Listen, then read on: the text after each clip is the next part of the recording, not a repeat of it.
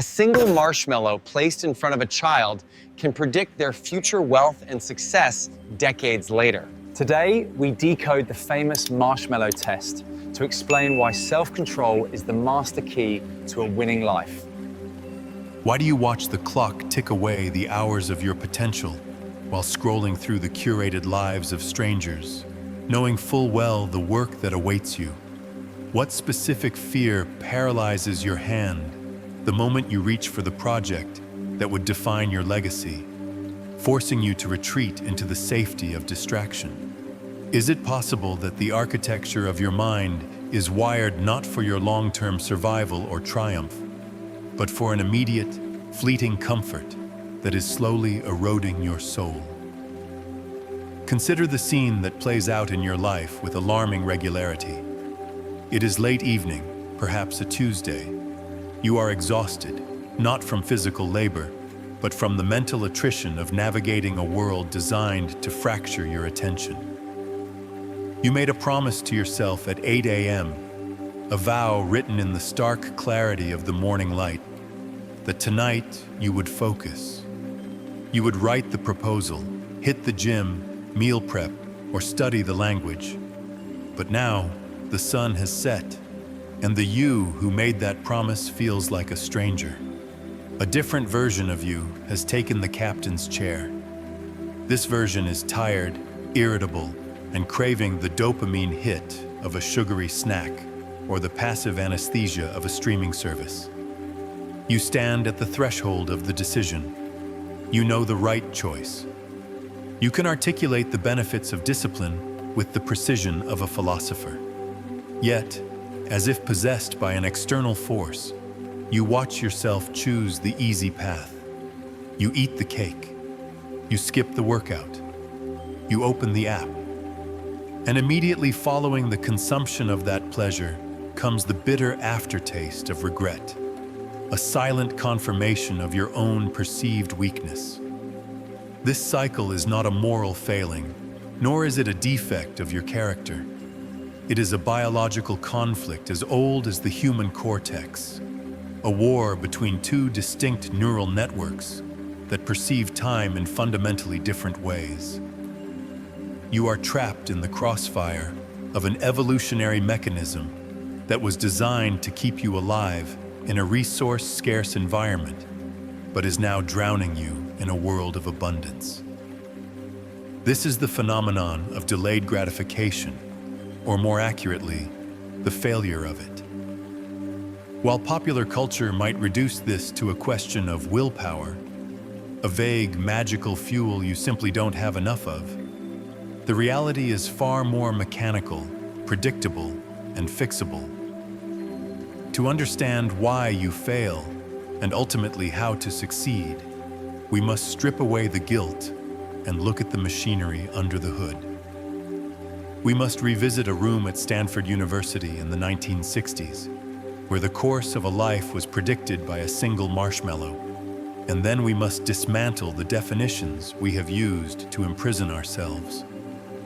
The story of the Marshmallow Test is likely one you have heard in passing, often reduced to a soundbite about patience.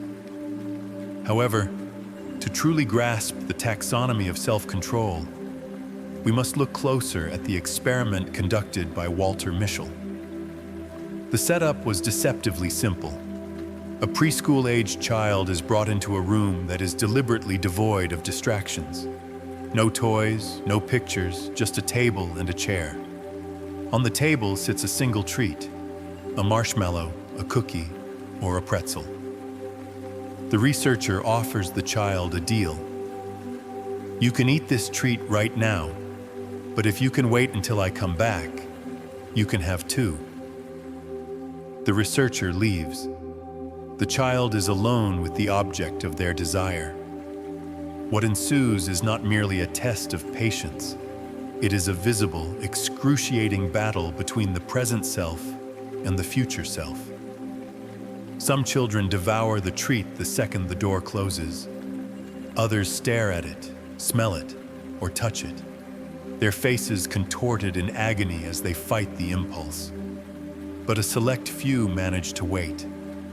They employ strategies. They cover their eyes. They sing songs to themselves. They kick the table legs, or they try to sleep. They transform the environment to dampen the signal of the temptation. Mischel followed these children for decades, and the correlation he found was staggering. The high delayers, those who could wait for the second marshmallow, grew up to have higher SAT scores, lower body mass indices, better responses to stress, and generally more successful lives. The implication is terrifying. Is destiny fixed at age 4? If you ate the marshmallow then, or figuratively eat it now, are you doomed? The answer lies in how we classify the problem. We must move away from the nebulous concept of grit and define the specific cognitive components at play. We are not dealing with a monolithic trait called discipline. We are dealing with a complex interplay of 3 specific psychological pillars: time preference, impulse regulation, and trust. The first pillar in our taxonomy of self-control is time preference, often referred to in behavioral economics as temporal discounting. This is the rate at which you devalue the future in exchange for the present. If you have a high rate of temporal discounting, a reward tomorrow is worth significantly less to you than a reward today. To the high discounter, the future is an abstract, foggy concept that feels emotionally disconnected from reality. The you of next year, who will be healthy and fit, feels like a fictional character, whereas the you of right now who wants pizza is visceral, demanding, and real. When you fail to delay gratification, it is often because your brain perceives the future reward as having near zero value compared to the immediate stimulus. You are not weak. You are simply experiencing a cognitive distortion where the future is viewed through the wrong end of the telescope, appearing tiny and distant. The second pillar is impulse regulation, which acts as the braking system of the mind. This is distinct from your desire for the goal. You can desperately want to be thin, high motivation, but have a terrible braking system, low impulse control. In the taxonomy of the mind, this is the function of the prefrontal cortex, the CEO of the brain, trying to override the limbic system, the primal emotional drive. The children who failed the test didn't fail because they didn't want the second marshmallow. They failed because the hot signal of the treat overwhelmed their cool cognitive controls. They could not inhibit the motor response to grab. In your adult life, this manifests as the thumb hovering over the social media icon.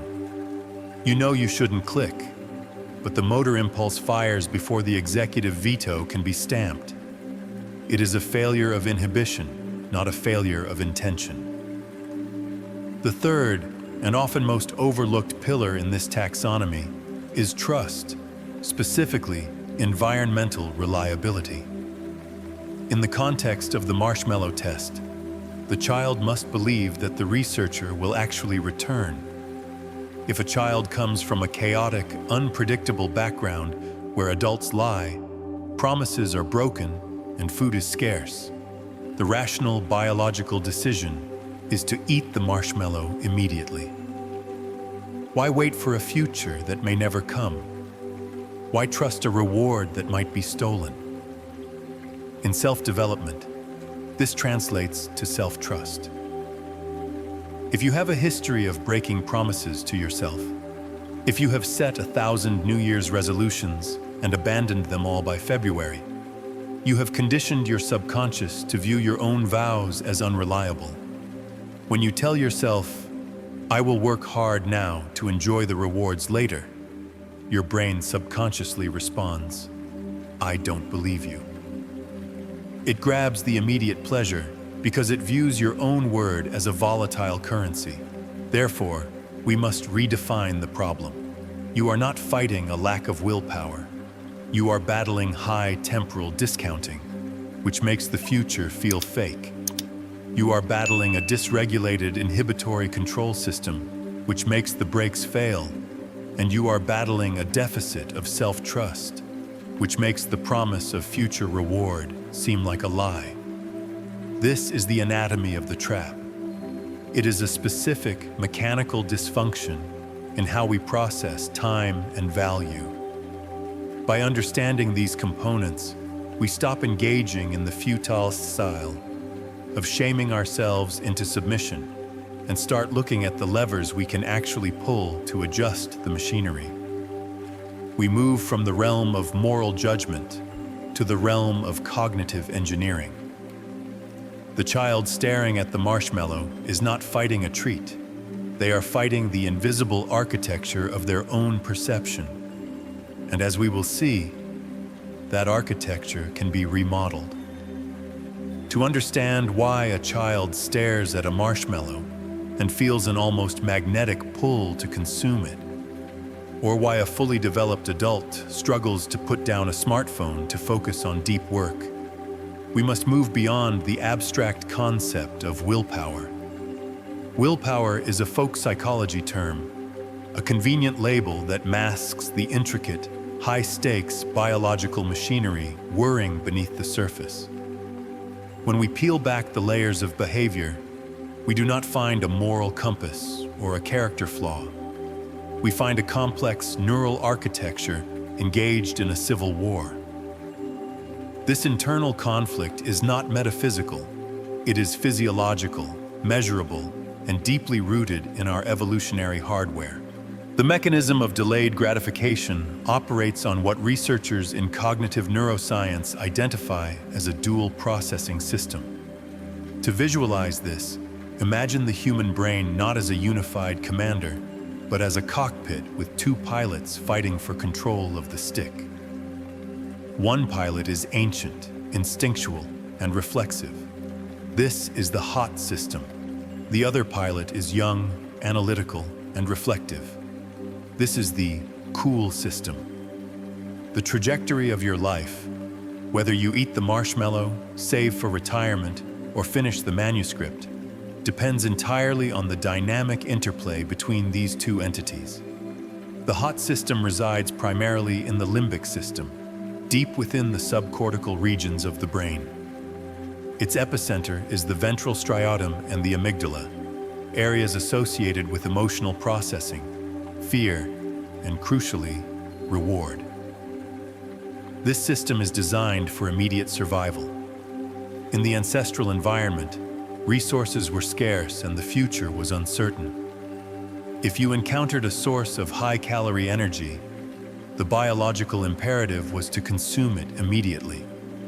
Uncertainty about tomorrow meant that delaying gratification was not a virtue. It was an evolutionary risk. Therefore, the hot system is fast, automatic, and triggered by sensory stimuli. It does not think, it reacts. When the child sees the marshmallow, the hot system lights up, flooding the neural pathways with dopamine. It is vital here to correct a common misconception about dopamine. Dopamine is rarely about the pleasure of consumption. It is the chemical of wanting. It is the neurotransmitter of anticipation and motivation. When the hot system identifies a reward cue, the texture of the marshmallow, the notification sound of a phone, the smell of fast food. Neurons in the ventral tegmental area fire rapidly, projecting dopamine into the striatum. This creates a state of physiological arousal, a form of neural itching that demands to be scratched. This system perceives time in a binary fashion, now or not now. It is blind to the future. To the hot system, a reward delayed is a reward destroyed. Opposing this ancient machinery is the cool system, located primarily in the prefrontal cortex, PFC, specifically the dorsolateral prefrontal cortex.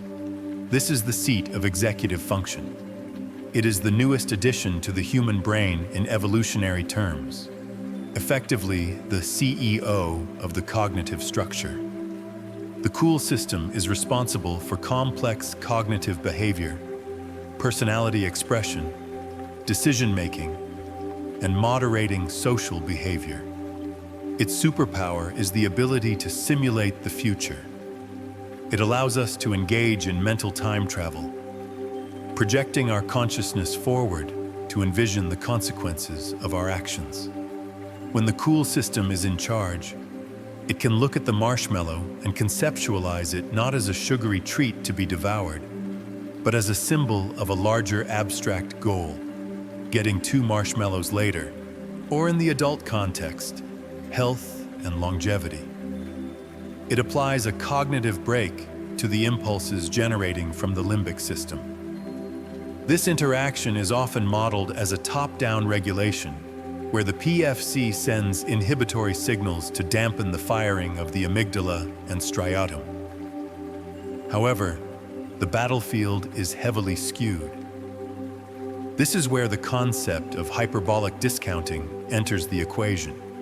In behavioral economics and psychology, hyperbolic discounting describes the tendency for people to increasingly choose a smaller sooner reward over a larger later reward as the delay occurs sooner rather than later.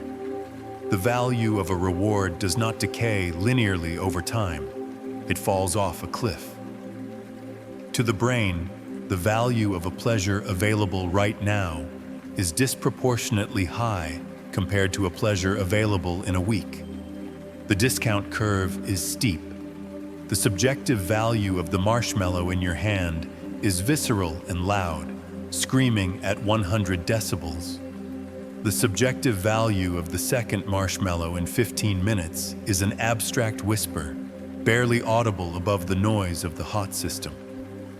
This disparity exists because the cool system requires immense metabolic energy and conscious effort to maintain. The hot system is always on, effortless and reflexive. The cool system is like a muscle that must be flexed. It requires glucose and oxygen to maintain the inhibitory control necessary to override the ancient impulses. This creates a fragile equilibrium. We are essentially asking a fragile, energy-expensive, evolutionarily recent piece of software, the PFC, to restrain a hardened, powerful, ancient beast, the limbic system, that has successfully kept our ancestors alive for millions of years. The vulnerability of this mechanism leads us directly into the trap. If the system were purely a matter of logical exchange, sacrifice X now for Y later, we would almost always make the rational choice. But we do not live in a vacuum of logic. We live in a dynamic environment that interacts with our internal physiology to create a feedback loop of failure, often referred to as the cycle of dysregulation. The trap begins when we misunderstand the nature of self-control as a static trait rather than a fluctuating resource. This leads to the phenomenon known as ego depletion. While the muscle metaphor for willpower has been debated in recent years, the underlying reality of decision fatigue and cognitive load remains robust. Every act of inhibition, every time you stop yourself from checking email, every time you bite your tongue in an argument, every time you walk past the donut shop, taxes the resources of the prefrontal cortex. As the day wears on, or as stress accumulates, the cool system's ability to send those inhibitory signals weakens. This is where the trap snaps shut. The most dangerous enemy of delayed gratification is stress. When an individual experiences stress, the brain releases glucocorticoids, primarily cortisol. High levels of cortisol have a neurotoxic effect on the prefrontal cortex. They effectively take the CEO offline. Simultaneously, stress sensitizes the amygdala and the reward pathways. The brain shifts into a fight or flight mode, reverting to the hot system's protocols. In a state of high stress, the biological imperative shifts back to immediate survival and immediate relief. The future becomes irrelevant when the present feels like an emergency. Here lies the insidious mechanism of the loop. The individual feels stress or negative affect. The hot system suggests a quick fix, the marshmallow, the cigarette, the distraction, to repair the mood. This is known as mood repair. The dopamine hit provides a momentary respite, a brief analgesic for the stress. However, once the consumption is over, the cool system, which was only temporarily suppressed, not destroyed, comes back online. It surveys the damage. It realizes the goal has been violated. This realization triggers guilt, shame, and a sense of failure. Crucially, shame is a highly stressful emotion. It spikes cortisol levels further. The individual now feels worse than they did before the indulgence. To cope with this new, intensified wave of negative affect, the brain screams for another hit of dopamine to numb the pain of the failure. The very thing that caused the problem is sought as the solution. This is the recursive loop of addiction and procrastination. The failure of self-control generates the stress that necessitates further failures of self-control. Furthermore, this trap is reinforced by the what the hell effect, formerly known as the abstinence violation effect.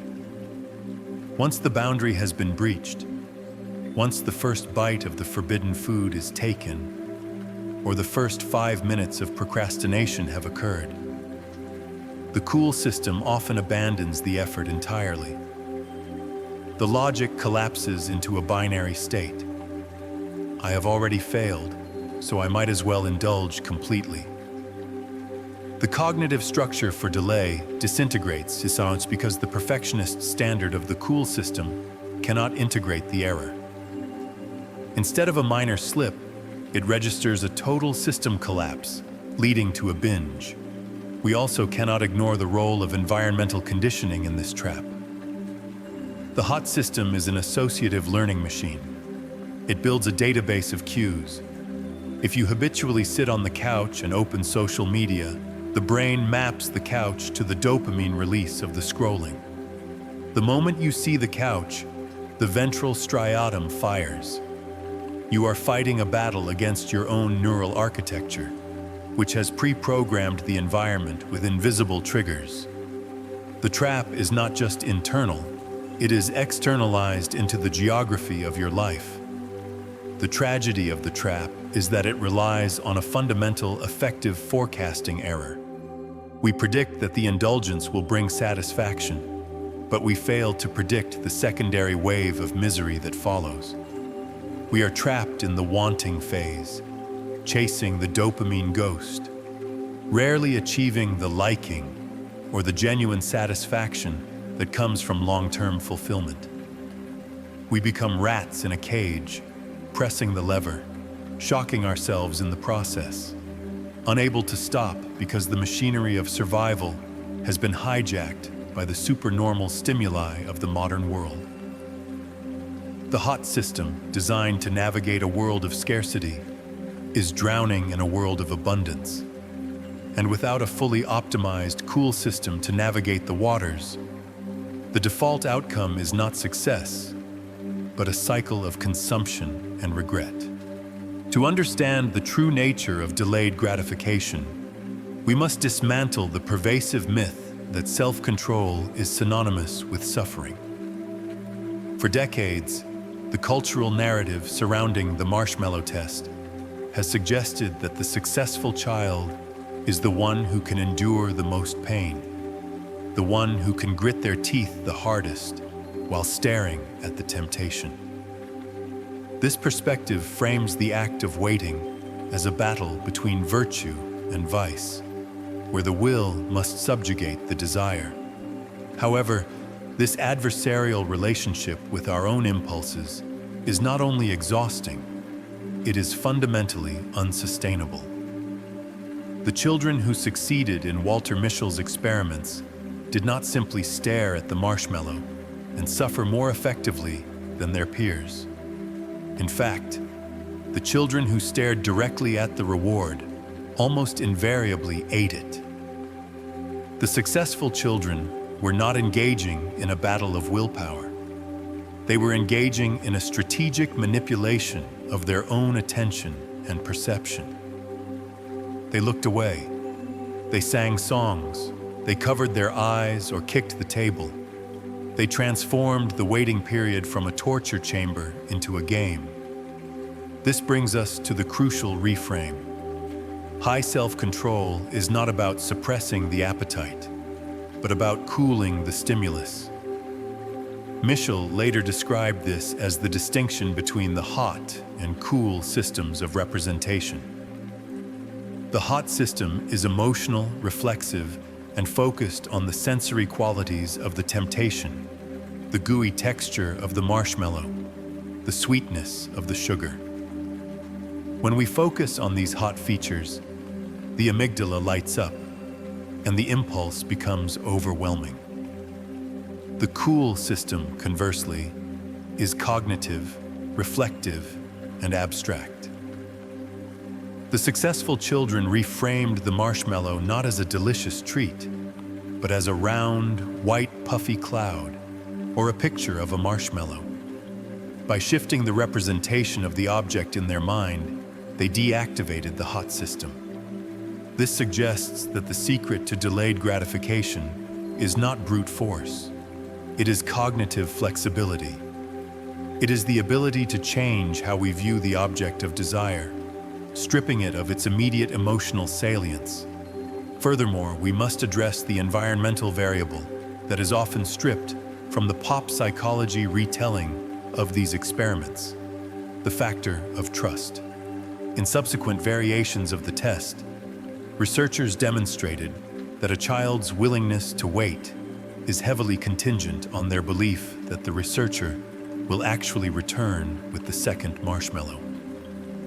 If a child comes from an unstable environment where promises are routinely broken and resources are scarce, eating the first marshmallow immediately is not a failure of self-control.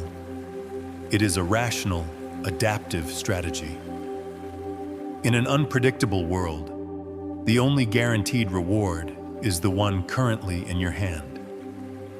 This insight shifts the blame from moral deficiency to environmental feedback. If you find yourself chronically unable to delay gratification, it may be because your brain has been trained to view the future as unreliable. The subconscious calculation is simple. Why save for a retirement that might never happen? Why diet for a body you might not live to enjoy? The breakdown of delayed gratification is often a breakdown of trust in the stability of tomorrow. Therefore, building self-control is not just about disciplining the self. It is about cultivating an environment and a mindset where the future feels guaranteed enough to warrant investment. Ultimately, this moves the conversation from deprivation to architectural design. We are not denying ourselves pleasure. We are simply shifting our preference from the low-value dopamine of the present to the high-value compounding interest of the future. This is a philosophical pivot. The person who saves money, eats cleanly, or studies late is not necessarily stronger than the person who does not. They have simply successfully internalized the reality of their future self. They view the future version of themselves not as a stranger, but as a close friend or family member for whom they are doing a favor. The neurological gap between me now and me later has been bridged. When empathy for one's future self is high, delayed gratification ceases to feel like a sacrifice and begins to feel like a gift. Moving from this philosophical understanding to practical application requires a toolkit that bypasses the need for raw willpower. We must accept that willpower is a finite resource, subject to fatigue and glucose levels, and therefore a terrible foundation for long-term success. Instead, we must rely on mechanisms that automate the desired behavior. The most potent of these is the implementation intention, often referred to as if-then planning. This technique involves pre-deciding how you will act in a specific scenario before you are in the heat of the moment. For example, if I walk into the break room and see donuts, then I will immediately drink a glass of water. By establishing this algorithm in advance, you offload the decision-making process from the exhausted prefrontal cortex to the basal ganglia, which handles habit and reflex. You are no longer deciding. You are merely executing a pre-written script. This reduces the cognitive load required to resist temptation, making the right choice the path of least resistance. Another critical tool is the practice of temptation bundling, a concept championed by behavioral economist Katie Milkman. This involves pairing an action you want to do, delayed gratification, with an action you need to do, immediate gratification.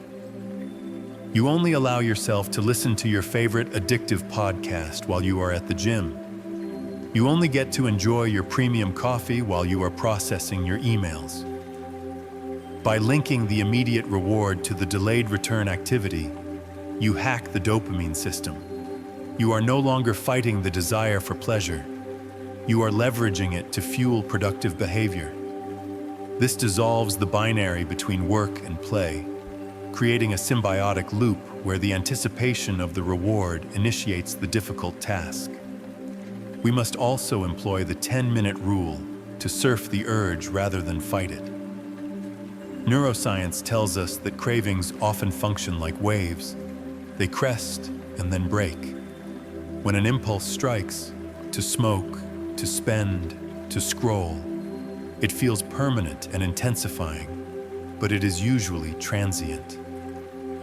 The 10-minute rule dictates that you can have the thing you want, but you must wait 10 minutes before consuming it. In that 10-minute window, you engage in a distraction or simply wait. More often than not, the hot emotional spike subsides. The rational cool system re-engages, and the desire fades enough to be managed. You are not saying no, which triggers psychological reactance. You are saying later, which the brain finds much easier to accept. However, the deepest layer of this transformation is identity-based. Language shapes reality. There is a profound psychological difference between saying, "I can't eat sugar," and "I don't eat sugar." The phrase, "I can't," implies an external restriction, a deprivation that you are suffering through.